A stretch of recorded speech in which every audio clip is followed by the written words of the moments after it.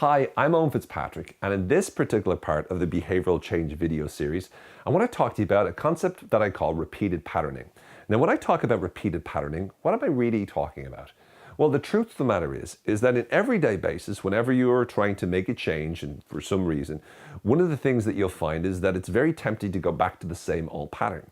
But if you can figure out what is the early part of that pattern, in other words, what's the first thing you start to do when you start to slip back to the old pattern, and you notice what that is, then you can do it on purpose and then instantly do something else. So for example, let's take a simple example. Let's say, for example, you want to change biting your nails. And normally what you do is you put your finger in your mouth and then you bite down and then you realize you've bitten your nails.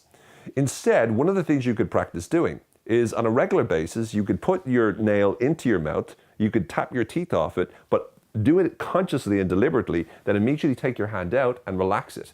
Now, if you do this a number of times where you put your finger in, you again tap the teeth, but don't bite, but just tap the teeth, and then you move it out, what happens is, over time, your brain starts to condition that when this happens, you no longer have to engage in the old pattern. Instead, you repattern it by instantly moving your hand downwards. You're training your brain that when the trigger happens, instantly, you'll do something different.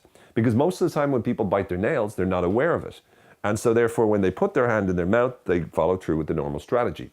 When instead you deliberately do it so that you put your finger into your mouth, you tap your teeth off the nail, and then you take it out again, you're training your brain, when this happens, then this is going to happen instead. It's a very effective way, I found, to be able to change the patterns, repatterning the way in which you are behaving at that moment in time. I definitely believe you'll find this useful. For now though, I'm Owen Fitzpatrick. Thank you very much for watching.